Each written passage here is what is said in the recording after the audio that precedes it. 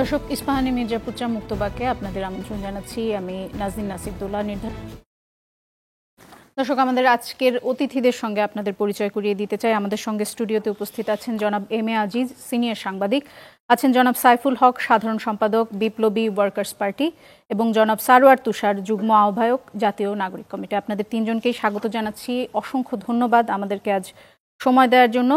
দর্শক, আপনারা জানেন যে আজ অনেকগুলো ঘটনা ঘটেছে। শেখ হাসিনার সরাসরি বক্তব্য বলে একটি অডিও ক্লিপ প্রচার করা হয়েছে সামাজিক যোগাযোগ মাধ্যমে, এবং এর প্রতিবাদে ধানমন্ডি ৩২ নম্বরে কর্মসূচি ঘোষণা করে হামলার ঘটনা ঘটেছে ঢাকার বাইরে বিভিন্ন জায়গা থেকেও। শেখ হাসিনার সরকার পতনের এবং ছাত্র জনতার অভ্যুত্থানের ৬ মাস পূর্তিতে এসে আজ এসব ঘটনা হলো। দর্শক, আমাদের সাথে এই মুহূর্তে ধানমন্ডি ৩২ নম্বর থেকে যুক্ত হচ্ছেন সুলতান মাহমুদ আরিফ। সরাসরি তার কাছে যেতে চাই। আরিফ, সেখানকার সবশেষ পরিস্থিতি যদি একটু আমাদের জানান।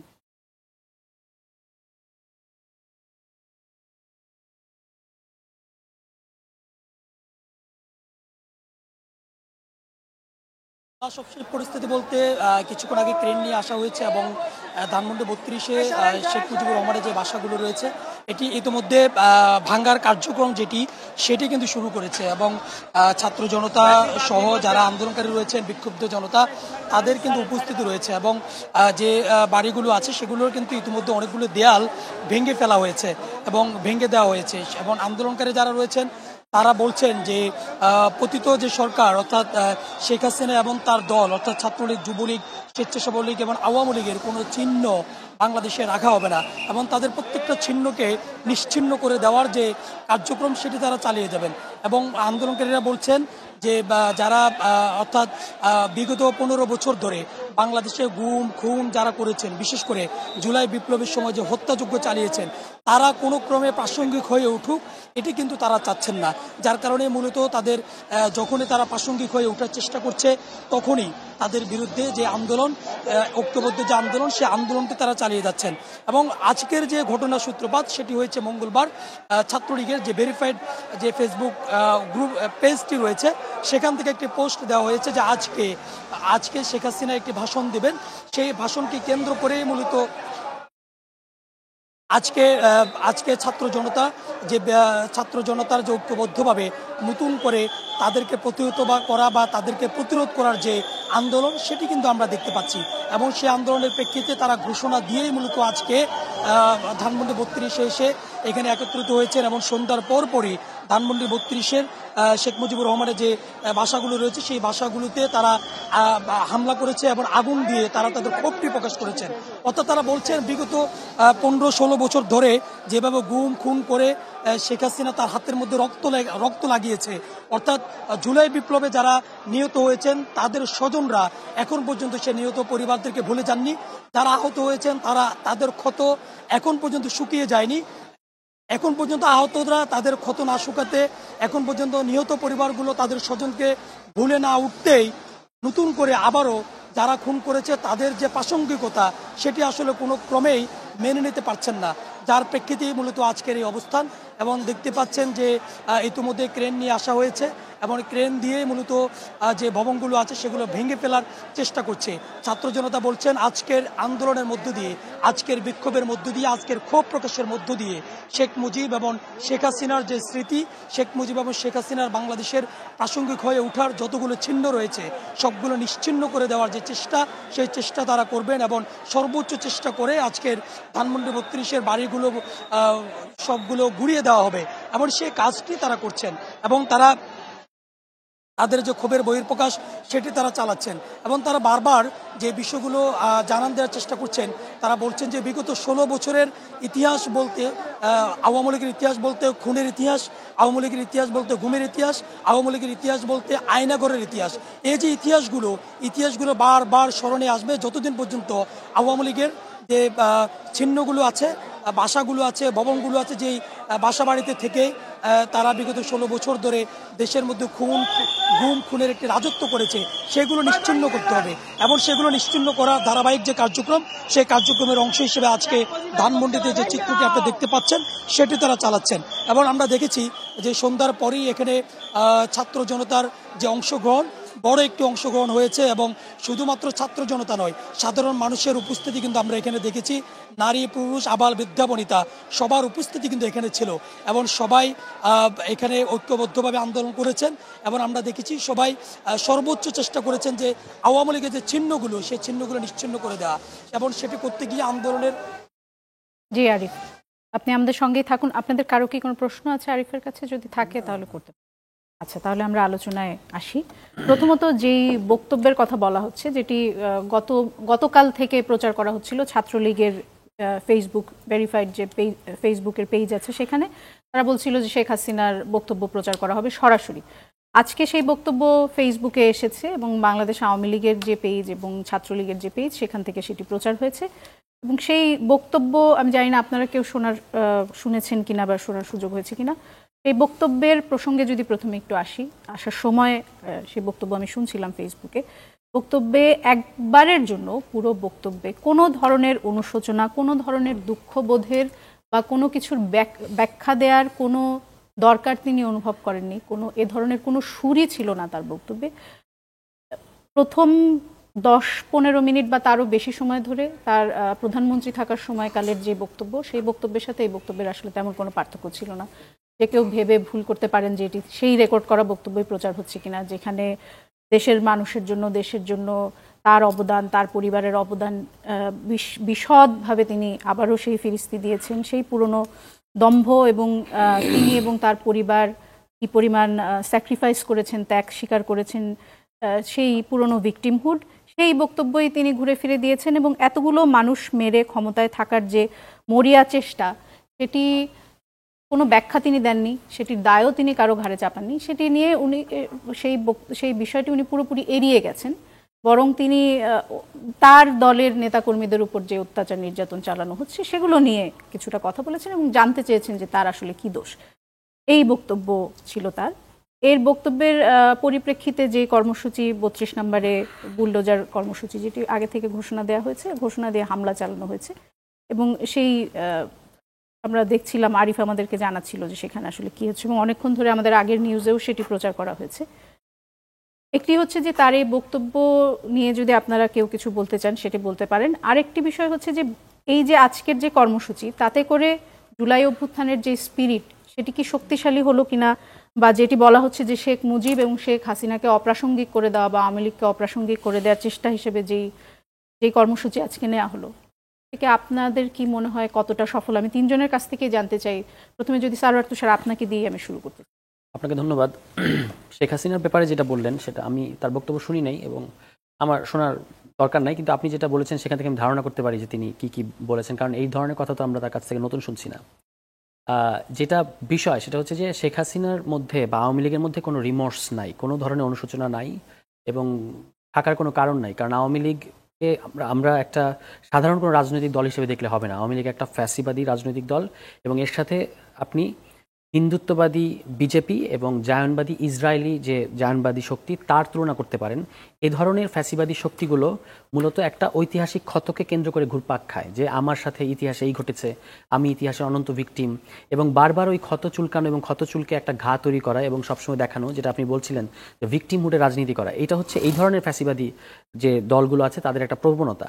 এবং সেই প্রবণতা থেকে শেখ হাসিনা কিংবা আওয়ামী লীগ খুব সহসা বেরোতে পারবে এরকম মনে হচ্ছে না। আমার একটা অনুমান ছিল যেটা ভুল প্রমাণিত হয়েছে। আমি ভেবেছিলাম যে শেখ পরিবার যেমন তেমনই থাকবে, কিন্তু আওয়ামী লীগের একটা অংশ অন্তত তারা বেরিয়ে এসে বলবে যে আমরা এই দলের এই সমস্ত দায় আমরা নেব না এবং আমরা শেখ হাসিনাকে আর আমাদের দলের প্রধান মানি না, আমরা হয় শেখ হাসিনা থাকবেন অথবা আমরা থাকবো, কিছু একটা তারা বলবেন। বা বলবেন যে এই কাজগুলো বাংলাদেশের সাথে যে মানুষের সাথে যে গণহত্যাটা হয়েছে এটা কোনোভাবেই মানে অ্যাকসেপ্ট করা যায় না এবং শেখ হাসিনার জন্য শাস্তি হতে হবে, এরকম কিছু একটা তারা বলবেন, কিন্তু তারা বলেন নাই। এবং না বলে এখন যেটা হচ্ছে, যেমন ধরেন উনি ইন্ডিয়ায় আছেন, ইন্ডিয়া তাকে কোন স্ট্যাটাসে রেখেছেন আমরা কিন্তু জানি না, মানে তার স্ট্যাটাসটা কি, তাকে কি অ্যাসাইলাম দেওয়া হয়েছে না কি আমরা ইন্ডিয়ার থেকে জানি না। ইন্ডিয়ার একবার তারা বলেছে যে আমরা তাকে আর ভারতে মানে বাংলাদেশের প্রধানমন্ত্রী মনে করি না এবং বাংলাদেশের সাথে আমরা সুসম্পর্ক চাই। কিন্তু সুসম্পর্ক চাইলে আপনি যখন এগুলো করতে দেবেন তখন তো সুসম্পর্ক হবে না। কারণ এখানে আপনার উচিত ছিল, ইন্ডিয়ার উচিত ছিল যে হয় বাংলাদেশের কাছে হস্তান্তর করবে, তার বিচার হবে বাংলাদেশে, অথবা তাকে আন্তর্জাতিক আদালতে তোলার ক্ষেত্রে আমাদেরকে হেল্প করা। তার কোনোটাই ইন্ডিয়ার গভর্নমেন্টের পক্ষ থেকে আমরা দেখি নাই। উল্টা এই ধরনের কাজ যখন হচ্ছে তখন প্রতিক্রিয়া আকারে এই ঘটনাগুলো ঘটছে, যেটার কথা আপনি একটু আগে বলছিলেন বা আমরা যেটা একটু আগে লাইভে দেখলাম। এই ঘটনাগুলো আসলে প্রতিক্রিয়া। তো আমরা এই প্রেক্ষাপটটা না, এই প্রতিক্রিয়াটা ঠিক কি বেঠিক সেটা হচ্ছে একটা আলোচনা, কিন্তু এই ক্রিয়াটা কেন এটা ঘটতে পারছে এটা আমরা যদি ঠিকমতো না বলি তাহলে আসলে শুধু প্রতিক্রিয়া নিয়ে আলোচনা করে হবে না। এখানে আমি বলবো যে এই ধরনের এখন যে এটা কর্মসূচিটা চলছে, আমি জানি না যে ওখানে বুলডোজার ব্যবহৃত হয়েছে কিনা। আপনার কাছে আমি শুনলাম, আমি ক্রেন দেখতে পেয়েছি। যদি বুলডোজার কর্মসূচির কথা তারা বলেছে, বুলডোজার কর্মসূচির কথা বলেছে, এখন দেখা যাচ্ছে বুলডোজার যদি হয়ে থাকে, সেখানে বুলডোজার হলেই আমার মনের মধ্যে একটা কু ডাক দেয়। সেটা হচ্ছে আমি তখন আমার হিন্দুত্ববাদী বিজেপির কথা মনে পড়ে এবং ইসরায়েলি জায়নবাদী শক্তির কথা মনে পড়ে, কারণ তারা হচ্ছে আপনার এই বুলডোজার দিয়ে মুসলমানদের, ফিলিস্তিনি মুসলমান এবং ভারতীয় মুসলমানদের বাড়িঘর উড়িয়ে দেয়। তো আমাদের খেয়াল রাখতে হবে যে আমরা এই ধরনের কর্মসূচি দিয়ে আসলে আওয়ামী লীগকে ডিল করতে পারবো কিনা। হ্যাঁ, আমি ব্যক্তিগতভাবে মনে করি যে এই ধরনের কর্মসূচি দিয়ে আওয়ামী লীগকে ডিল করা যাবে না, কারণ এটা যেটা আমি প্রথমে বলছিলাম যে আওয়ামী লীগ একটা ভিকটিমহুডে রাজনীতি করে এবং আওয়ামী লীগের একটা হিস্টোরিক্যাল ওন্ড, সে সবসময় ক্ষত চুলকে তারপর সে নিজেকে ভিকটিম হিসেবে দাঁড় করায় এবং ক্ষতটাকে সে তরতাজা হিসেবে দেখাতে চায়। তো আপনি তাকে সেই সুযোগ দেবেন কিনা, এটা হচ্ছে মানে কৌশলের প্রশ্ন। এটা ইসরায়েলের ক্ষেত্রেও প্যালেস্টিনিয়ানদেরকে বলা হয় যে প্যালেস্টিনিয়ানরা এমন কোনোভাবে, এটা ইকবালও লিখেছেন, এগুলো ইকবাল আহমেদ, যে ইসরায়েলকে আপনার বিরোধিতা করতে হবে, কিন্তু আপনি কি ধরনের বিরোধিতা করবেন, এমন কোনো বিরোধিতা করবেন না যে ফ্র্যাকচার্ড একটা। আমাদের কাজটা আসলে আওয়ামী লীগের মধ্যে ফাটল ধরানো, আওয়ামী লীগের মধ্যে রিমোটস তৈরি করা, আওয়ামী লীগকে বারবার এটা বলা যে আপনারা গণহত্যাকারী দল এবং আপনারা বাংলাদেশের জনগণের সাথে এই করেছেন, এবং এর করে আওয়ামী লীগের একটা অংশ যেন বেরিয়ে আসতে পারে এখান থেকে, তাদেরকে সেই সুযোগ করে দেয়া। কিন্তু যদি আওয়ামী লীগের মধ্যে আমরা ভিকটিমহুড তৈরি করার ক্ষেত্রে হেল্প করি, আমাদের কোনো আমরা in the name of reaction বা আওয়ামী লীগের বিরোধিতা করতে গিয়ে আমরা যদি এমন কোনো কর্মসূচি নেই যেটা হচ্ছে আসলে আওয়ামী লীগকে আরো শক্তিশালী করে, এবং তার মধ্যকার যে ভেতরে কিন্তু আমরা জানি না, ভেতরে কিন্তু অসন্তোষ আছে এখনো, তো সেই অসন্তোষটা যেন আবার মিটে না যায় এবং মিটে গিয়ে তারা আবার একটা শক্তিশালী অবস্থান না নেয়, সেইটা আমাদের খেয়াল রাখতে হবে। এই যে কথাটা আপনি বলছিলেন যে এই ধরনের কর্মসূচি কি তাদেরকে ভিকটিমহুড প্লে করার ক্ষেত্রে আরো সহযোগিতা করবে কিনা, যদি সেটি করে থাকে বা তাহলে এই ধরনের কর্মসূচি আসলে কারা নিচ্ছেন এবং সেই কর্মসূচিতে বাধাই বা কেন দেওয়া হচ্ছে না, সেই প্রসঙ্গে আমি আপনার কাছে আসব। তার আগে যদি একটু জনাব সাইফুল হক আপনার কাছে যেতে চাই, এই প্রসঙ্গে আপনার মন্তব্য জানতে চাই, এবং যে প্রক্রিয়ায় বলা হচ্ছে যে আওয়ামী লীগকে বা শেখ হাসিনাকে বা শেখ মুজিবকে নিশ্চিহ্ন বা অপ্রাসঙ্গিক করা হবে, এই প্রক্রিয়াটা আপনার কাছে কতটা, আপনার কি মনে হয় না সেটি বুদ্ধিবৃত্তিক হওয়া উচিত ছিল, বা সেটা করে বক্তব্যকে আরো বেশি গুরুত্ব দেওয়া হচ্ছে? আপনাকে ধন্যবাদ। দুজন প্রিয়ভাজন দুই আলোচক, আপনার দর্শক শ্রোতা, তাদেরকে শুভেচ্ছা। আজকে আমাদের অভ্যুত্থানের 6 মাস আজকে পূর্ণ হলো। আমি শুরুতেই আমাদের যে হাজারো ছাত্র, শ্রমিক জনতার যারা শহীদ হয়েছেন, আমি তাদের সংগ্রামী প্রীতির প্রতি আমাদের গভীর শ্রদ্ধা জানাই। আজকের ঘটনা সামগ্রিকভাবে আমার কাছে খুবই অনাকাঙ্ক্ষিত ঘটনা। এক হচ্ছে যে এটা অতীত আওয়ামী লীগ সরকারের প্রধানমন্ত্রী, তারা যে ভেবেচিন্তে ঠান্ডা মাথায় ছাত্রলীগের ভেরিফাইড ফেসবুকে যে তিনি এটা দিয়েছেন, এবং এটা একটা জমিন তৈরি করা এটা। সুতরাং, এবং যেটা আপনি উল্লেখ করছিলেন, কারণ আমি তার খণ্ড খণ্ডটা শুনেছি, কিন্তু 6 মাস পরে তিনি যখন বক্তব্য রাখছেন, তিনি 17-18 কোটি মানুষের মনোভাবটা তিনি জানেন, তার দলেরও তার কিছুটা জানার কথা। ন্যূনতম কোনো ক্ষমা প্রার্থনা করা, কোনো অনুশোচনা, কোনো দায়িত্ব নেওয়া, তার কোনো লেশ মাত্র তার বক্তব্যের ভেতরে নাই। বরঞ্চ যেটা উল্লেখ করছিলেন, দম্ভ, অহমিকা, জেদ, ব্যক্তি, পরিবার, দল, এবং যেটা আপনি চমৎকার করে বলছিলেন, মনে হলো যেন পুরনো স্বৈরতন্ত্রের জমানার কোনো, তিনি তখন যিনি প্রধানমন্ত্রী ছিলেন, হয়তো তখনকার কোনো একটা বক্তৃতা তিনি করছিলেন। 6 মাস পার হলো, এখনো পর্যন্ত কোনো অনুশোচনা, মানুষের কাছে যে ক্ষমা প্রার্থনা করা, কোনো দায়িত্ব নেওয়া, তার কোনো লেশমাত্র জায়গাটা নাই। আমার কাছে মনে হচ্ছে পুরো জিনিসটা প্ল্যান্ড, অর্গানাইজড, এক ধরনের অর্কেস্ট্রা মনে হয়েছে। সেটা মনে হচ্ছে এই জায়গা থেকে, তিনি তো ইন্ডিয়াতে আছেন, এবং মনে হচ্ছে তিনি এই ধরনের বক্তব্য তিনি যখন আমাদের দুই দেশের মধ্যে বন্দি প্রত্যর্পণ চুক্তি অনুসারে বাংলাদেশ তাকে ফেরত চাইবে, তার বিরুদ্ধে ইতিমধ্যে রেড অ্যালার্ট জারি করা হয়েছে, তো এই ধরনের পরিস্থিতিতে তিনি যখন প্রায়শই বক্তব্য রাখছেন এবং আজকে ঘোষণা দিয়ে যখন তিনি বক্তব্য দিচ্ছেন, তার মানে হচ্ছে যে তিনি বাংলাদেশের নতুন কোনো অস্থিতিশীলতার জায়গা তৈরি করবার একটা পরিকল্পনা। দুর্ভাগ্যজনকভাবে যারা আজকে যেটা বলছিলেন যে বিক্ষুব্ধ ছাত্র জনতা, তারা মানে হাসিনার এই ফাঁদে এক ধরনের পা দেওয়া হয়েছে। তিনি জমিনটা তৈরি করেছেন, প্রেক্ষিতটা তৈরি করেছেন, একজন উস্কানির জায়গাটা তিনি তৈরি করছেন, সে উস্কানির মধ্যে আমরা কিন্তু পাটা দিয়ে যাচ্ছি। যেটা আপনি বলছিলেন, শুধু বাংলাদেশ না, পৃথিবীর কোথাও একটা ধরুন অভ্যুত্থানের পরপরই হয়তো পৃথিবীর নানা দেশে আমাদের যে ঐতিহাসিক যে অভিজ্ঞতা, ভাঙচুর হয়, মূর্তি হয়, অগ্নিসংযোগ, অনেক কিছু হয়েছে। 6 মাস পরে আমাদের অভ্যুত্থানের মধ্য দিয়ে একটা সরকার যখন ক্ষমতায় আছে, যখন আমরা অর্জনটাকে সংহত করতে চাই, আমাদের অভ্যুত্থানের বিজয়কে যখন আমরা সংহত করতে চাই, অর্জন যেন বিসর্জনে পর্যবেসিত না হয়, সবাই যখন আমরা একটা দায়িত্বশীল আচরণ প্রত্যাশা করি, তখন এ ধরনের জায়গাটা তৈরি করা উল্টো আমার কাছে মনে হয়েছে এটা বরঞ্চ এক ধরনের উল্টাটা সহানুভূতির জায়গাটা বরঞ্চ তৈরি করবে। আওয়ামী লীগের মধ্যে নতুন করে এক ধরনের ঐক্যের জায়গাটা তৈরি হতে পারে। 2, 3 নম্বর হচ্ছে, আমি দেখছি যে এটা করতে যে আওয়ামী লীগ যে ফ্যাসিবাদী দুঃশাসন চালিয়েছে 16টা বছর, আপনি কি একই কায়দায়, একই ফর্মে, একই ঢঙে, আপনি কি কোনো স্বৈরতান্ত্রিক কৌশলে বুলডোজার রাজনীতি, মানে এটা কি আওয়ামী লীগকে মোকাবেলা করার কি পথ? এটা তাকে তো মোকাবেলা করছেন, ইডিওলজিক্যালি করবেন, পলিটিক্যালি করবেন, অর্গানাইজেশনালি করবেন, এবং সামাজিক মনস্তত্ত্বে, রাজনৈতিক সামাজিক বহুমাত্রিকভাবে তাকে মোকাবেলা করার প্রশ্ন যেটা করতে গেছেন, এটা করতে যে পুরনোভাবে আওয়ামী লীগ নতুনভাবে পুনরুজ্জীবিত হওয়ার কোনো একটা সুযোগ তৈরি হচ্ছে কিনা, এই পথে পৃথিবীর কোথাও স্বৈর শাসকদের খুব বেশি কার্যকরভাবে মোকাবেলা করা যায়। আর একটা বাক্যটা বলি, এবং এই ঘটনার জন্য আমি বর্তমান সরকারের দায় দায়িত্বের জায়গাটা আমি দেখছি। 6 মাস পর, এটা অভ্যুত্থানের পরপর হলে একটা বিষয়, 6 মাস পরে এটা, এই প্রশ্ন নিয়ে আমি ফিরে আসবো আপনার কাছে। আমি একটু জনাব আজিজ আপনার কাছে যেতে চাই।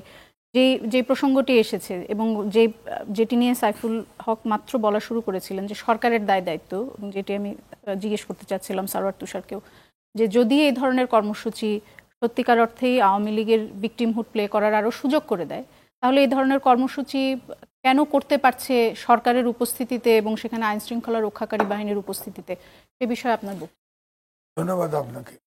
দেখেন, 6 মাস চলে গেল, একটা সরকার কিন্তু কোনো কিছু গুছিয়ে উঠতে পারে নাই।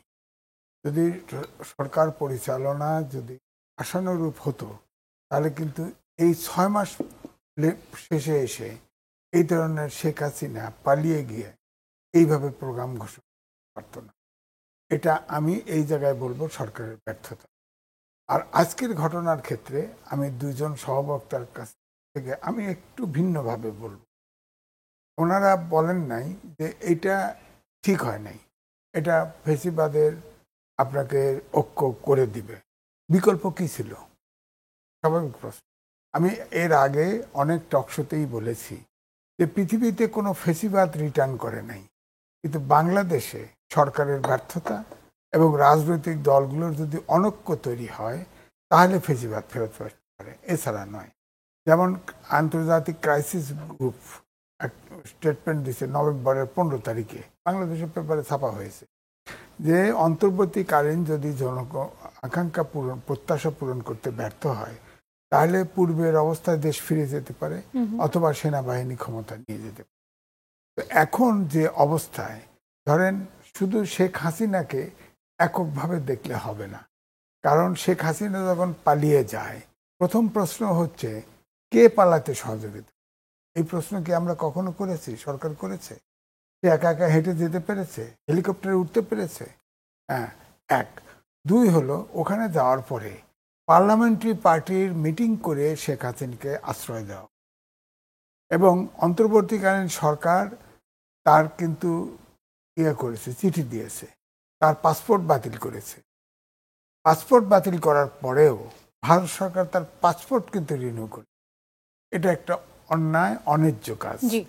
জনাব এম এ আজিজ, আমি আপনার কাছে ক্ষমা চেয়ে নিচ্ছি, আমাদের একটা বিরতির সময় হয়ে গেছে। বিরতি থেকে ফিরে এসে এই প্রসঙ্গেই আপনাকে দিয়ে আলোচনা শুরু করব আমরা। দর্শক, আমরা একটা বিরতিতে যাচ্ছি, ফিরছি একটু পর, সাথেই থাকুন। দর্শক, ইস্পাহানী মির্জাপুর চা মুক্তবাকে আবারও স্বাগত জানাচ্ছি। বিরতির আগে কথা হচ্ছিল জনাব এম এ আজিজ আপনার সাথে, এবং সংক্ষেপে যদি বলি যে বাকি 2 বক্তা যেটি বলছিলেন যে কিছুটা এই কর্মসূচির মাধ্যমে আওয়ামী লীগের প্রতি মানুষের বা আওয়ামী লীগের জন্য এক ধরনের ভিকটিমহুড প্লে করার এক ধরনের সুযোগ তৈরি হচ্ছে কিনা সেটি নিয়ে আলোচনা হচ্ছিল। আপনি বলছিলেন যে এর বিকল্প কি ছিল, এটি না করে আর উপায় কি ছিল? এটি করে লাভটাই বা কার হলো, সেটিও যদি একটু। আমি বলছিলাম যেটা, যে ধরেন ভারত তার পাসপোর্ট বাতিল করে দিছে, তারপরও সেই পাসপোর্ট কিন্তু রিনিউ করছে। ভারত। বাংলাদেশ থেকে সরকার বলছে যে তাকে চুপ থাকতে, ভারত সেই চুপও করাতে পারে নাই, বিভিন্ন সময়ে বিভিন্ন রকম উকিঝুঁকি দিচ্ছে। সেটি তো কূটনৈতিক ভাবে মোকাবেলা করতে হবে, সেটি কি না, 32 না, নম্বরের আমি বাড়ি বলছি। ভাঙচুর করে মোকাবেলা করা যাবে? না, আমি যেটা বলছি যে ভারত শেখ হাসিনা, আমি এর আগেও বলেছি, যতদিন ভারতে শেখ হাসিনা থাকবে ততদিন বাংলাদেশের পররাষ্ট্র নীতিতে টানাপোড়েন থাকবেই আমাদের সাথে। কারণ ভারত হচ্ছে, যতই বলেন, ছাত্রবেলায় আমরা স্লোগান দিছি যে ভারতের সম্প্রসারণবাদ ধ্বংস নিপাত যাক। আপনি দেখেন দক্ষিণ এশিয়া কেন, এশিয়ার কোনো দেশের সাথে সম্পর্ক তার ভালো নেই তারা। সুতরাং এটা শেখ হাসিনাকে একা দেখলে হবে না, দেখতে হবে যে ভারতের অবশ্যই ডাইরেক্টলি অর সেক্ষেত্রে তারা যে ন্যারেটিভটা চালু, হ্যাঁ। সেক্ষেত্রে তারা যে ন্যারেটিভটি প্রচার করার চেষ্টা করছেন বাকি বিশ্বে, যে বাংলাদেশে ইসলামী বিপ্লব হয়েছে বা বাংলাদেশে এক ধরনের কুয়ের মতো এক ধরনের ঘটনা ঘটেছে, এই ধরনের কর্মসূচি যখন দেয়া হয়, ধরনের ধ্বংসাত্মক কর্মসূচি যখন দেয়া হয়, তখন কি একভাবে তাদের যেই ন্যারেটিভটা, যেই ফলস ন্যারেটিভটা তারা দাঁড় করানোর চেষ্টা করছে, সেটিকে কি শক্তিশালী করা হচ্ছে না? ইসলামিক অধ্যুষিত দেশ এবং আমাদের দেশে ইসলামিক দল আছে, তারা তো চেষ্টা করবেই, কিন্তু অন্য দেশেরও কিন্তু এখানে মিশন আছে, তারাও কিন্তু ফ্যাক্টটা কিন্তু চেক করে, তারা তাদেরকে ইনফরমেশন, কারেক্ট ইনফরমেশন দিচ্ছে। পৃথিবীতে কোনো দেশ কিন্তু ভারত ছাড়া খুব কম দেশই বলছে এখানে ইসলামিক বিপ্লব ঘটে যাচ্ছে, অমক টমক সন্ত্রাসী বহুত তো করছে। তাদের মিডিয়া তো পুরা মানে 89% আপনার জাস্ট কাল্পনিক রিপোর্ট তৈরি করতেছে, তাতে তো খুব সারা বিশ্ব তো এই ঘটনার মাধ্যমে কি আমরা সেটির কাউন্টার ন্যারেটিভ এই দাঁড় করাতে ঘটনায় পারবো? আমাদের কিছু ক্ষতি হবে এই কারণে যে ধরেন এই প্রটেস্টটা ভিন্নভাবে হইতে পারত। আমার কথা যে প্রটেস্ট তো হইতে হবে, কিন্তু এই প্রটেস্টটা তো কালেকটিভলি হতে পারত। এখানে সাইফুল ভাই একটা পার্টির প্রধান, তিনি তো জানেন না, আমরা যারা কেউই জানি না এখানে, সে তো জাতীয় নাগরিক কমিটির, উনিও তো জানে না। অর্থাৎ ডিসিশনটা কালেক্টিভ, যত দ্রুতই হোক, মডার্ন যুগে কানেক্ট করা তো সমস্যা না, দ্রুত কানেক্ট করে কি করা যায়, তাহলে তো বুদ্ধি অল্টারনেটিভ হতে পারতো। কারণ সারা দেশে ছাত্র জনতা, আমি আগেও বলেছি যে সরকার লাগবে না, ফেসিবাদকে প্রতিহত করতে এ দেশে রাজনৈতিক দল জনগণ যথেষ্ট করবেই, এ ব্যাপারে ঐক্য আছে। যেমন 10 তারিখে নূর হোসেন দিবসে প্রটেস্ট করছে না, ট্রাম্পের ছবি নিয়ে মিছিল করছে, সব দল নামছে না, ওরকমই নামতো। সুতরাং আমি যেটা বলছি, এখানে আগুন দিয়ে বাড়ি ধ্বংস করা, আপনার শ্রীলঙ্কায় আপনার সরকার বাধ্য করছে না পদত্যাগ করছে, কারণ ওরা 100% শিক্ষিত, কালচারও উন্নত। আপনি বলেন কোনো প্রপার্টি ধ্বংস করছে? করে নাই। তো আমার কথা হচ্ছে যে এখানে ধরেন যেটা 32 নম্বরে বলা হয়, 32 নম্বর বাড়ি তো এটা মিউজিয়াম, তো সেটা আগুন দেওয়া, তারপর শেখ এই প্রসঙ্গটা নিয়ে আমি একটু সারোয়ার তুষারের কাছে আসতে চাই। সারোয়ার তুষার, একটা গুরুত্বপূর্ণ প্রশ্ন যে তাহলে এই কর্মসূচি আসলে কারা দিলেন? এমনিতে আমরা 5 তারিখের পর থেকে দেখতে পাচ্ছি, মানে যার যেটা মনে হচ্ছে সে সেটা নিয়ে মাঠে নামছে। সব কর্মসূচি যে গঠনমূলক সেরকম না। এটা কারা নিচ্ছে এই মুহূর্তে আমি জানি না, কিন্তু যেটা আমি এর আগে শেষ করতে পারিনি সেটা বলবো যে দেখুন, আজকে কিন্তু গণ অভ্যুত্থানের পরে 6 মাস হয়েছে সরকারের এবং অভ্যুত্থানের। আমাদের আলোচনা করার কথা ছিল যে আমরা কতটুকু আগাতে পারলাম, কিংবা কোথায় কোথায় এখনো আমরা থমকে আছি ইত্যাদি। এবং হচ্ছে আপনার আজকে আরেকটা ঐতিহাসিক দিন, যে ছাত্ররা আজকে ঘোষণা দিয়েছে যে তারা একটা রাজনৈতিক দল হিসেবে আত্মপ্রকাশ করবে। এগুলো ছিল আজকে আলোচনার বিষয়। কিন্তু এই ধরনের ঘটনার কারণে যেটা হচ্ছে, আমি যেটা আগেও বলেছি যে আওয়ামী লীগ আপনার আমার অ্যাটেনশন চায়, আমরা তাকে কি অ্যাটেনশনটা দেবো কিনা। এখন তো আওয়ামী লীগকে আমাদের ডিল করার কথা লিগেলি, আমরা কিন্তু এখনও জানি না যে আসলে বিচারের অগ্রগতি কতটুকু, এবং সত্যি সত্যি সরকার যদি চেষ্টা করছে কতটুকু ইন্ডিয়ার কাছ থেকে শেখ হাসিনাকে পাওয়ার, কিংবা আন্তর্জাতিক আদালতে তারা যাওয়ার কথা ভাবছে কিনা, এগুলো আমরা জানি না। এই মুহূর্তে আমাদের একটাই উপায় আওয়ামী লীগকে ডিল করা, সেটা হচ্ছে লিগেলি। এবং সারা দেশে এই যে চোরাগোপ্তা যে মিছিলগুলো তারা করছে, এগুলোকে অ্যারেস্ট করার কোনো ব্যাপার না। এটা ইন্টেলিজেন্সের কাছে তথ্য থাকবে না যে তারা কারা কারা কোথা থেকে নামছে, এটা কিন্তু অ্যারেস্ট করার কোনো ব্যাপার না। এরকম একটা সারাশি অভিযান চালালে এবং গ্রেফতার করলে আওয়ামী লীগের সন্ত্রাসীদের, তাহলে তারা একটু থামতো। এবং এছাড়া আমাদের পলিটিক্যালি অনেক কিছু করার আছে লং টার্মে আওয়ামী লীগের বিরুদ্ধে।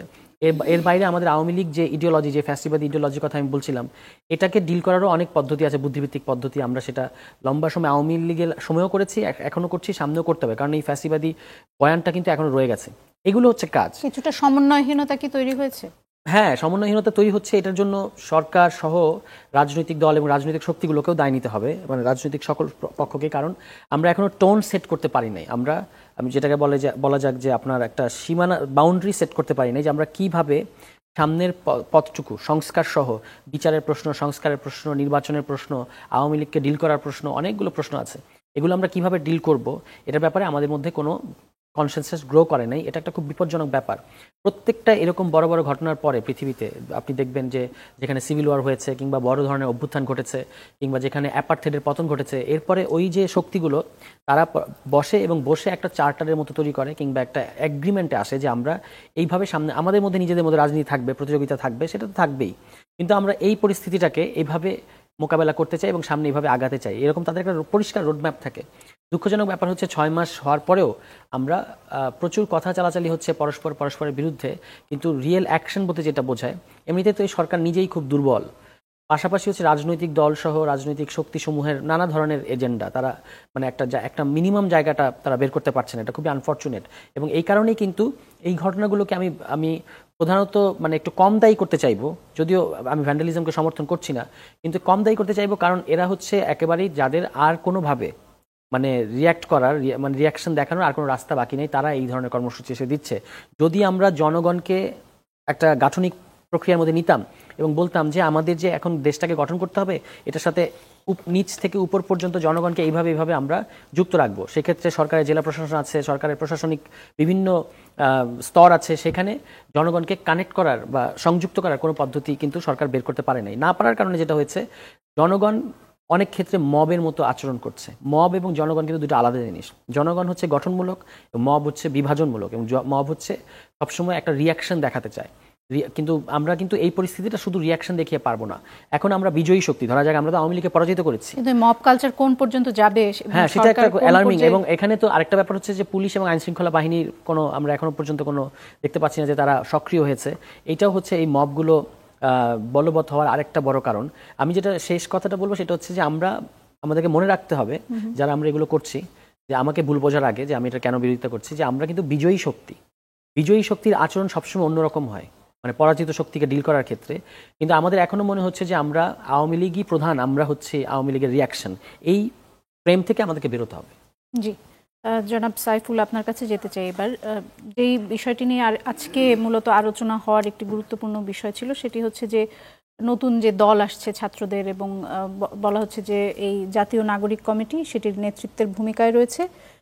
প্রশ্ন হচ্ছে যে সরকারের যেসব ছাত্র উপদেষ্টারা আছেন তাদের মধ্যে একজনের নাম শোনা যাচ্ছে যে তিনি পদত্যাগ করে এই দলে আসবেন, কিন্তু তারপরেও আসলে প্রশ্ন থেকে যায় যে যেহেতু প্রধান উপদেষ্টা স্বয়ং বলছেন যে এটি ছাত্রদের সমর্থনে এই সরকার গঠিত হয়েছে বা ছাত্ররাই প্রচ্ছন্নভাবে এই সরকারের মূল একটা অংশীদারি শক্তি, সেক্ষেত্রে আসলে তারা যখন একটা দল গঠন করবে এবং সেই দল যখন নির্বাচনে আসবে, বিএনপি যে অভিযোগটা বারবার করে আসছে যে এটি কিংস পার্টি হবে কিনা বা সরকার কিভাবে নিরপেক্ষতা রাখবে, সেই বিষয়টি আপনার। আমি তার আগে তার আজকের ঘটনা নিয়ে আমি একটু একটা মন্তব্য আর একটু যোগ করতে চাই। প্রথমত আজকের ঘটনাটা পুরোটা অনাকাঙ্ক্ষিত। আওয়ামী লীগ বা শেখ হাসিনা যে প্লটের মধ্যে তিনি প্লে করতে চান, সেই প্লটটা তিনি আজকে তৈরি করেছেন। আমরা মবের জায়গা থেকে হোক, আবেগের জায়গা থেকে, উত্তেজনার জায়গা থেকে হোক, এখানে আমাদের বিক্ষুব্ধ জনতা মব আকারে বলি বা পিছনে যারা আছেন তারা এখানে পা দিয়েছেন। দিন শেষে লাভবান এখানে কারা হলো?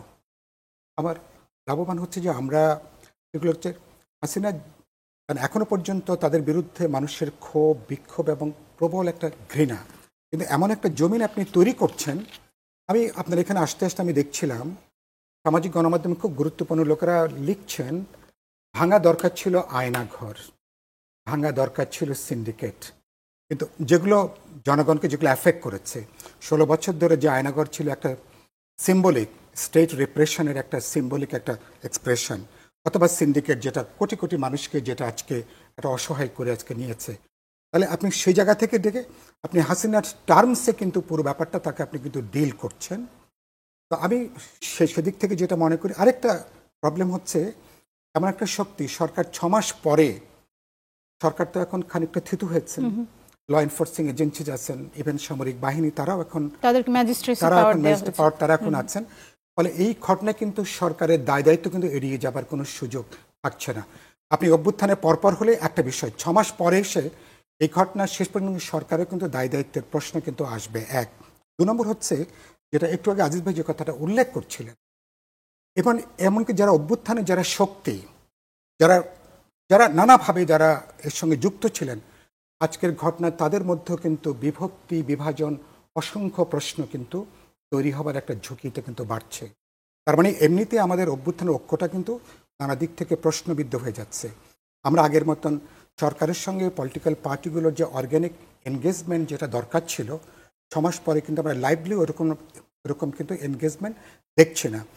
আমি আপনার প্রশ্নটা আসবো, বরঞ্চ আজকের ঘটনা যে আপনি কিন্তু একইভাবে ফ্যাসিজমকে আপনি মোকাবেলা করছেন, তারই কিন্তু টার্মসে আপনি আরেকটা কিন্তু মানে আরেকটা ফ্যাসিবাদী কৌশলে বুলডোজার রাজনীতি দিয়ে কিন্তু হাসিনার এই পলিটিক্সটাকে যেভাবে সে ব্যাক করতে চায় নতুনভাবে, সম্ভবত সেটা আমরা করতে পারবো না। আরেকটা প্রবলেম কোথায়, যেটা আপনি আমাকে জিজ্ঞেস করছিলেন, ছাত্র তরুণরা দল করবে, ভালো কথা এটা। তো ছাত্র তরুণরা একদিকে তারা যেমন বিশ্ববিদ্যালয়ে যাবেন, শিক্ষা জীবন তারা যেমন সম্পন্ন করবেন, কর্মজীবনে যাবেন, তাদের একটা অংশ তারা যদি যারা বেরিয়ে আসছেন তারা যদি দল করতে চান, তাকে তো আমরা স্বাগত জানিয়েছি। প্রত্যেকটা দল জনগণের সকল অংশ। প্রশ্ন হচ্ছে যে একটা অংশ হয়তো কেউ হয়তো বেরিয়ে যাবেন, যেটা আপনি বলছিলেন, আবার কেউ থেকে যাবেন।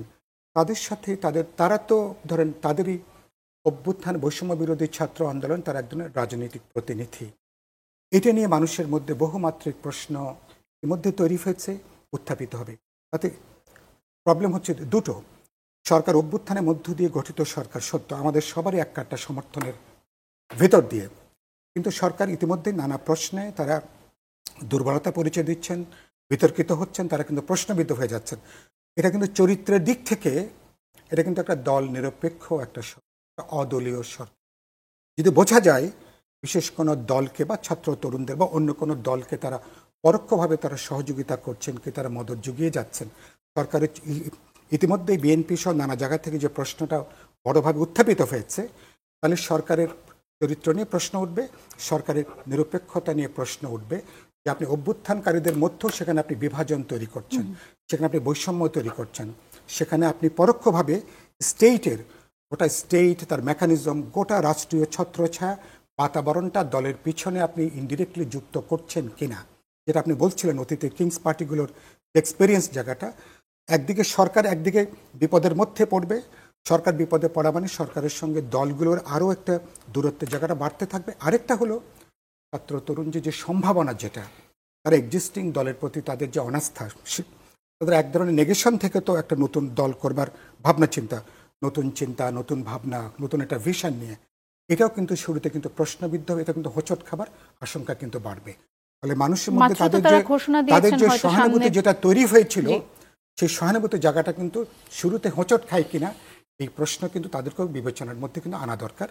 ফলে আমরা কিন্তু ইতিমধ্যেই, কারণ যে কথাটা আপনি এখন আলোচনা করবেন সংস্কার নিয়ে, আপনি আলোচনা করবেন নির্বাচন নিয়ে, আপনি আলোচনা করবেন একটা ডেমোক্রেটিক ট্রানজিশন নিয়ে, আপনি আলোচনা করবেন গণহত্যার জন্য যারা দায়ী তাদের বিচারটা কোন পর্যায়ে, 16 বছরে আমাদের বিরুদ্ধে যে অপরাধটা হয়েছে, সে অপরাধগুলোর কিভাবে বিচারটা কিভাবে হবে, কিভাবে এই বিচার, আমি বলেছি এটা প্রতিশোধের বিষয় না, এটা হচ্ছে একটা ন্যায্যতা প্রতিষ্ঠা করবার জন্যই হচ্ছে বিচারের প্রশ্ন। এখনো পর্যন্ত কিন্তু দৃশ্যমান বা বিশ্বাসযোগ্য কিন্তু কোনো উদ্যোগ আমরা কিন্তু দেখতে পাচ্ছি না। ফলে আপনি কিন্তু ইস্যুর চেয়ে অনেকগুলো নন ইস্যুকে আপনি কিন্তু সামনে নিয়ে আসছেন। সরকারের দিক থেকে কিভাবে সামাল দেবেন জানি না, তবে আমি মনে করি গুরুত্বপূর্ণ স্টেক হোল্ডারদের সঙ্গে আলাপ আলোচনা করে বোঝাপড়া করে যেটুকু ঘাটতি হয়েছে, আমি মনে করি অচিরেই এটা দূর করে সরকারের অগ্রাধিকারের তালিকাটাকে ছোট করে এনে অর্জনযোগ্য যে অগ্রাধিকারটা সেটা ঠিক করতে পারলে এখনো পর্যন্ত অভ্যুত্থানের সাফল্যটাকে ধরে রাখার সুযোগ আছে। ধন্যবাদ। এই প্রসঙ্গ নিয়ে জনাব এম এ আজিজের কাছে যেতে চাই। যেই প্রসঙ্গটি উঠেছে আজকে, যে বিষয়টি নিয়ে আসলে আমরাও আলোচনা করতে চাচ্ছিলাম, যে সরকার 8ই অগস্ট গঠিত হয়েছিল, প্রায় 6 মাস হয়ে গেল, এবং হাসিনার পতনের 6 মাস হয়ে গেছে, এবং অভ্যুত্থানেরও 6 মাস হয়ে গেল। এখন এই যে সরকারের যে নিয়ন্ত্রণের কথা বলা হচ্ছে, এবং আজকের এই ঘটনাটি কি এই সরকারের প্রতি মানুষের যে এক ধরনের বলা হচ্ছে যে সমর্থন নিয়ে তারা শুরু করেছিলেন, এখন সেই সমর্থন আর আছে কিনা, মানুষের বিশ্বাসের কিছুটা ঘাটতি হয়েছে কিনা, আজকের এই ঘটনা আপনার কি মনে হয় যে সেই বিষয়ে? দেখেন, সরকার সাইফুল ভাই যেটা বললেন এটা ঠিক। 6 মাস পরে আমি পারি না, আমি বুঝি না, আমি পারবো না এই কথা বলার সুযোগ নেই। 6 মাস পরেও যে সরকার দেশটাকে স্ট্রিমলাইন করতে পারে না, সরকার পরিচালনার সঠিক রাস্তায় আনতে অন্তত পারে না, সেই সরকার তো এখন দায়িত্বে থাকাই উচিত। আমি এভাবে দেখি। হ্যাঁ, কারণ হচ্ছে এখন দেখেন সরকারি রাষ্ট্রীয় কোনো প্রতিষ্ঠান, সরকার পরিচালনার যতগুলো সেক্টর, কোনো সেক্টর এই সরকারের নিয়ন্ত্রণে। আপনি দেখেন এই সরকারের পক্ষ থেকে বলা হয়েছে, রিপোর্ট আসছে যে সামনে রোজার ভিতরে যে পণ্য লাগবে, খাদ্যপণ্য, তার 80% ইম্পোর্ট হয়ে দেশে এসে গেছে, কিন্তু সয়াবিন তেল পাওয়া যায় না।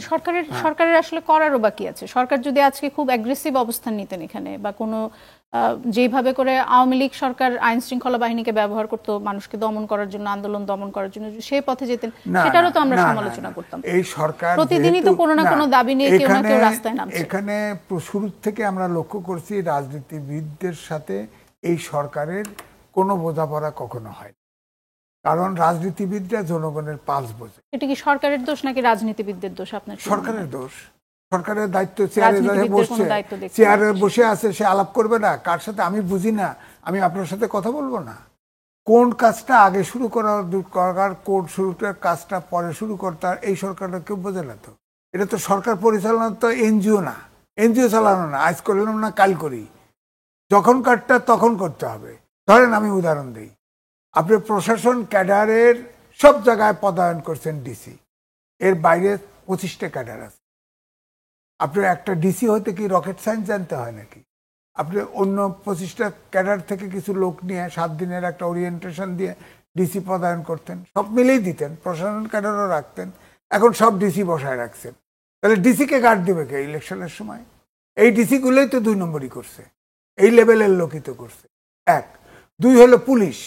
পুলিশ এখনো ইউটিউবে, মাস মিডিয়ায় যান, গুলি করতেছে, দেখতেছে। আপনি 6 মাসে তদন্ত করে কারা গুলি করলো ক্লিয়ার বার করতে পারলেন না। যারা গুলি করেছে, যারা দুর্নীতি করেছে, তাদের জেলখানায় পাঠান। আর যারা বছরের বর্জ্য 6 মাসে যদি আমরা চাই যে সরকার পুরোপুরি পরিষ্কার করতে পারবে, সেটি না, পরিষ্কার করার কথা বলছি না। মেজর অংশটা আপনি জেলে পাঠিয়ে দিতেন, দুর্নীতি করছে, খুন করছে, আর বাকি সাধারণ ক্ষমতা ঘোষণা করতেন পুলিশদের। তারপর আনসার, বিডিপি, প্রয়োজনে আর্মির থেকে সিপাহী নিয়ে আপনার ঘাটতি কিছুটা পূরণ করে। যে পরিমাণ পুলিশ নিয়োগ দেওয়া হয়েছে গত 15-16 বছরে, তাতে ঠকবাজতে গাউজার হয়ে যাবে তাদের। তাদের তো আইন শৃঙ্খলা পরিস্থিতিও নিয়ন্ত্রণ করতে হবে। পুলিশ ছাড়া তো আইন শৃঙ্খলা পরিস্থিতি নিয়ন্ত্রণ করা এত সহজ না। পারবেন না, তাহলে এটাই আমার প্রশ্ন, রাজনীতিবিদদের সহযোগিতা নিতেন। কারণ একদম সরকার পতনের পরপর বণিক বার্তা একটা পোস্ট স্পেশাল রিপোর্ট করছে, অনুসন্ধানী রিপোর্ট।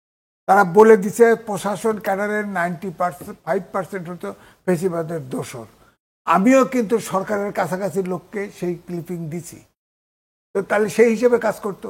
সেই ফেসিবাদ আপনার সরকারের মধ্যে ইমাম সাহেবকে বসায় দিয়েছেন, যিনি ডিমেনশনে, তার যে পিএ ছিল, সে ক্যাবিনেট সেক্রেটারি থাকার সময় সে তাকে অ্যাসিস্ট করছে, সে ডেপুটি সেক্রেটারি হয়েছে। সব ডিসি সবগুলো তো সেই ফেসিবাদের দোষর বসায় দিছে। এই জন্য আমি বলছি যে কোথায় শুরু করবেন, কোথায় শেষ করবেন, এটা তো এই সরকার বোঝে নাই। এখন সব কিছু আপনি দেখেন, বললাম যে পণ্য আমদানি করছে, অথচ মার্কেট কমে নেই। এখন কমার্স মিনিস্টার একটা আনছেন, সে আত্মহত্যার আসামি ছিল, সে বলে জানে না, তার আইনজীবী দেখবে এটা। আচ্ছা, সে বলল যে আমাদের হাতে তো আলাউদ্দিনের চেরাক নেই। আলাউদ্দিনের চেরাক নেই তো সরকারে বইছেন কেন? চেয়ার গরম করতেছেন কেন? আমি এটা পারবো না, চলে যান। এই বক্তব্য নিয়ে আমি একটু জনাব সারওয়ার তুষার আপনার কাছে যেতে চাই। আপনি নিশ্চয়ই শুনছিলেন যে জনাব এম এ আজিজ সরকারের কথা বলছিলেন যে রাজনীতিবিদদের সাথে আসলে খুব বেশি বোঝাপড়া নেই, রাজনীতিবিদদের থেকে আরো একটু মতামত নিলে হয়তো এই সমস্যাগুলো তারা আরো ভালোভাবে মোকাবেলা করতে পারতেন। রাজনীতিবিদদেরও দায় আছে। রাজনীতিবিদদের দায়টা হচ্ছে যে তারা সরকারকে যথেষ্ট পরিমাণ সহযোগিতা করছে কিনা সেই প্রশ্ন তোলা যাবে। কারণ হচ্ছে যে আমরা দেখতে পাচ্ছি যে এই সরকারের তরফ থেকে প্রত্যেকটা ইস্যুতে রাজনীতিবিদদেরকে কিন্তু তারা ইনফর্ম করছে যে আমরা এই কাজটা এভাবে এভাবে এভাবে করবো। রাজনীতিবিদরা যদি এই অভিযোগ করে যে তাদেরকে জানানো হচ্ছে না, এটা মিথ্যা কথা বা এটা ঠিক কথা না। শুরুর দিকে তো সব রাজনৈতিক দলেরই একটা না, এটা সহযোগিতার সুর ছিল। বারবারই না, সহযোগিতার কথা তারা মুখে মুখে বলছেন, কিন্তু সহযোগিতা কিসের ওপর? এখন আপনি যদি শুধুমাত্র অন্য সকল কিছুকে ছাপিয়ে শুধু বলতে থাকেন যে আমাকে নির্বাচন দিতে হবে, এবং সেটা যদি আপনি বলতে থাকেন 5 অগাস্টে অভ্যুত্থান হওয়ার 2 দিনের পর থেকে, যখন দেশে একটা টোটাল অ্যানার্কি চলছিল, তাহলে আপনি মানে কিভাবে এই সরকার পেছনে কিন্তু কোনো রাজনৈতিক শক্তি নাই, রাজনৈতিক দলগুলোই ছিল ভরসা এবং জনগণ ছিল ভরসা। রাজনৈতিক দলগুলোর উচিত এই সরকারকে যে টাইমটুকু তারা বলেছে, আমি তো মানে সর্বোচ্চ যেটুকু আমরা দেখতে পাচ্ছি, যদি মানে ইউনূস সাহেব যেটা বলেছেন জুলাই মানে 26 জুন বা জুলাইয়ের মধ্যে, এটা হয় অভ্যুত্থানের পরে 22 মাস, 2 বছরের কম। কিন্তু এই 22 মাস আমরা সময় দিতে পারবো না বা সময় দিতে চাইবো না। বারবার আমরা বলবো যে ষড়যন্ত্র হচ্ছে, এই জনগণের সরকার প্রতিষ্ঠিত করতে হবে। আপনারাই তো বলছেন যে আপনারা এই সরকারকে সমর্থন করেন, বা রাজনৈতিক দলগুলো বলছে যে আমাদেরকে এই সরকারকে টিকিয়ে রাখতে হবে। তাহলে কিভাবে, কি কারণে এই সরকার জনগণের সরকার? তারা যখন জিনিসপত্রের দাম কমাতে পারছেন না, তারা যখন আইন শৃঙ্খলা পরিস্থিতি নিয়ন্ত্রণে আনতে পারছেন না, যখন মবের নামে বিয়ে বাড়িতে হামলা করা হচ্ছে, মবের নামে আজকের ঘটনাটা আপনি দেখেছেন, তখন আসলে এই সরকারের যে দীর্ঘ সময় থাকার যে কথা চলছে, না, দীর্ঘ সময় থাকার কথা আমরা কেউ বলছি না। আমরা বলছি যে সময়টুকু সে চেয়েছে আমাদের কাছে, এইটুকু সময় তাকে কোঅপারেট করা। আর বাদ বাকি যেটা দ্রব্যমূল্য কিংবা আইন শৃঙ্খলা, এগুলো নিয়ে তো আমরা সরকারের বিস্তর সমালোচনা করছি, এবং সরকারও এটা নিয়ে সে কিন্তু বলছে না যে আমি সবকিছু সমাধান করে ফেলেছি, সে বরং বলছে যে আমি এই কারণে পাচ্ছি না।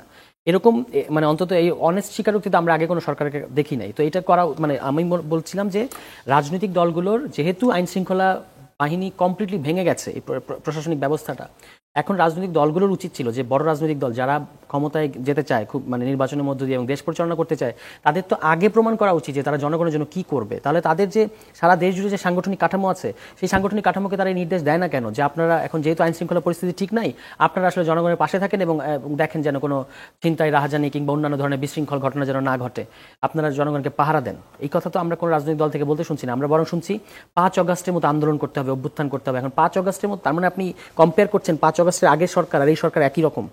আমরা এই সরকারের 100টা সমালোচনা করতে পারবো এখানে বসে, আমিও করি, আমি আপনাদের এখানে এসেও করেছি। কিন্তু যখন আপনি বিগত বাংলাদেশের নজিরবিহীন ফ্যাসিবাদ যারা কায়েম করেছিল তাদের সাথে এই সরকারকে যদি আপনি তুলনা করেন, তাহলে তো আপনি খুব ভুল করছেন, বিরাট ভুল করছেন। তো রাজনৈতিক দলগুলোর অ্যাপ্রোচে সমস্যা আছে আমি মনে করি, এবং এই কারণে এই সরকার আরেকটু কনফিডেন্সহীনতায় ভুগছে। যে দেখবেন আপনি ইউনূস সাহেব বারবার বলছেন যে রাজনৈতিক দল না চাইলে আমি কিন্তু সংস্কার করব না, তিনি কিন্তু তার দিক থেকে পরিষ্কার করেছেন। তো আমরা, উনি একজন বিশ্ববরেণ্য ব্যক্তি, জাতির সামনে এসে বলছেন সংস্কারের তো পরিষ্কার রোডম্যাপ তারা এখন না, দিতে পরিষ্কার রোডম্যাপ দেখতে পাওয়া যাচ্ছে না। এই কথাটা ঠিক না। কেন ঠিক না? আজকেই আরো 2টো কমিশন, খুবই গুরুত্বপূর্ণ 2টো কমিশন তাদের রিপোর্ট পেশ করেছে, এবং স্পষ্টত সরকারের পক্ষ থেকে বলা হয়েছে আমরা এই সপ্তাহের মধ্যেই সমন্বয় কমিশন করব, মানে সকল কমিশনের রিপোর্টগুলো নিয়ে একটা চার্টার হবে, সেই চার্টারগুলো নিয়ে রাজনৈতিক দলগুলোর সাথে বসা হবে, কতটুকু আমরা স্বল্প মেয়াদী, কতটুকু করব মধ্যমেয়াদী, দীর্ঘমেয়াদী, কি সংস্কার করব, এগুলো আমরা সেখানে আলাপ করব। এবং সংবিধানটা আমরা কি, এবং এটাও তারা স্পেসিফিক করে বলেছে অন্যান্য কোন সংস্কারটা আমরা এখন করব, আর সংবিধানটা আমরা কিভাবে সংস্কার করব, সেটা কি মানে সংশোধনীগুলোকে আইনে পরিণত করে হবে, নাকি সেটা গণপরিষদ নির্বাচনের মধ্য দিয়ে হবে, সেটা আমরা সবার সাথে বসে আলাপ করব। সরকারের দিক থেকে তাদের ইন্টেনশন পরিষ্কার করা হয়েছে। বরং আমি দেখতে পাচ্ছি যে জনগণের শুরুর দিকে যে এই সরকারের প্রতি যেই সহানুভূতি, যেই সমর্থন ছিল, যেই ব্যাপক গণসমর্থন ছিল, সেইখান থেকে কি জনগণ কিছুটা সরে এসেছে, তাদের কি কিছুটা ধৈর্যচ্যুতি হয়েছে গত 6 মাসে আপনার মনে হয়? জনগণের মধ্যে কিছু কিছু ক্ষেত্রে হতাশা এবং অসন্তোষ তৈরি হয়েছে, এটা সত্যি। কিন্তু জনগণ এই সরকার কাছ থেকে সমর্থন উঠিয়ে নিয়েছে এরকম কোনো আলামত আমাদের সামনে নাই। বরং আমরা দেখতে পাচ্ছি রাজনৈতিক দলগুলোর দিক থেকে মবগুলো তো হচ্ছে যে আইন শৃঙ্খলা পরিস্থিতি ঠিক নাই এবং নানা কিছুতে তারা মব হয়ে উঠতেছে, এবং তারা যেখানে যেখানে দেখছে যে ফ্যাসিবাদী এলিমেন্টস আছে, তারা নিজেরা এরকম করে একটা মানে আইন নিজের হাতে তুলে নিতে চাচ্ছে। সেটা একটা ডিফারেন্ট মানে মেরিটে বিচার করতে হবে এটাকে। কিন্তু আমি বলছি যে এই যে সরকারের, সেদিনও একটা আমি জরিপ দেখলাম, এত কিছুর পরে 6 মাসের পরে আমরা যে এত অভিযোগ করছি, এত কিছুর পরে এখনো 45% তরুণ, 3000 জন জরিপ অংশ নিয়েছেন, তাদের মধ্যে 45% তরুণ বলছে যে সকল সংস্কার কার্যক্রম এই সরকার গ্রহণ করেছে সেই সংস্কারগুলো শেষ করে তারপর নির্বাচন দেওয়া হোক। 41% তরুণ বলেছে যে কিছু সংস্কার করে নির্বাচিত সরকার হাতে বাকি সংস্কার ছেড়ে দেন। এখন আপনি খেয়াল করেন যে আমাদের এখানে সংস্কারের যে চাওয়াটা, এটা কিন্তু পুরো দমে রয়ে গেছে। তো সেটার প্রতিও তো রাজনৈতিক দলগুলোর উচিত, কারণ এখানে আমি লাস্ট একটা কথা বলবো যে আমরা ফেব্রুয়ারি মাসে ঢুকেছি, এবং ফেব্রুয়ারি মাসে কিন্তু 80 দশকে এখানে সাইফুল ভাই আছেন, তারা আন্দোলন করেছিলেন এরশাদের বিরুদ্ধে, এবং এই 3 জোটের রূপরেখা কেন ব্যর্থ হলো, এটা কি আমরা মানে এই লেখাটা আমি পড়েছি, আমরা হয়তো আজকে সময় থাকলে এই বিষয় নিয়ে আলোচনা করতে পারতাম। জনাব সাইফুল হক, যে প্রসঙ্গটি নিয়ে আলোচনা আমি কয়েকটা মন্তব্য করি। আর প্রথমত একটা হচ্ছে যে রাজনৈতিক দলগুলোর সাথে তো অন্তর্বর্তী সরকারের একটা এনগেজমেন্ট ছিল, এবং খুব লিভিংলি ছিল, কারণ আমরা তো এক কাট্টা সমর্থন দিয়েছি।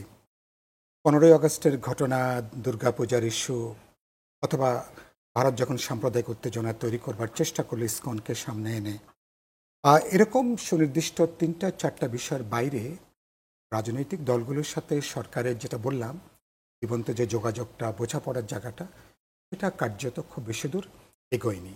মানে এই সত্যটা আমাদেরকে অ্যাকসেপ্ট করা উচিত।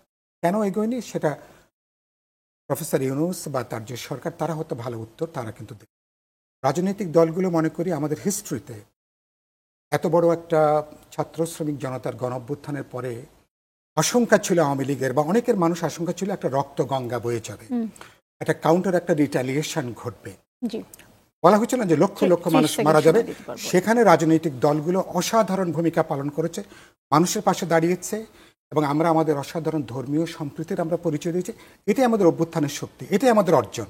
রাজনৈতিক দলগুলো এখনো পর্যন্ত সরকারকে আমরা সহযোগিতা করতে চাই, কিন্তু সরকারকে তো সহযোগিতাটা নেওয়াটা জানতে হবে সরকারকে। কারণ সরকার না পড়লে, বিপদে না পড়লে কখনো রাজনৈতিক দলগুলোর সঙ্গে যোগাযোগ করার, কথা বলার জায়গাটি নাই। এখন আমি এটা ভালো উদ্যোগ যেটা বলেছি, আমি বলি যে জাতীয় ঐক্যমত কমিশন যেটা হয়েছে, আমি এটাকে ইতিবাচকভাবে দেখতে চাই। তারা যদি মধ্য ফেব্রুয়ারিতে আলাপ আলোচনা করে যদি একটা বোঝাপড়ার জায়গাটা তৈরি করা যেতে চায়, তাহলে কোনগুলো আমরা এখন করতে পারবো, কোনগুলো মধ্যমেয়াদী, দীর্ঘমেয়াদী, আমি মনে করি সবকিছু শেষ হয়ে গেছে, এটা মনে করবার কোনো কারণ নাই।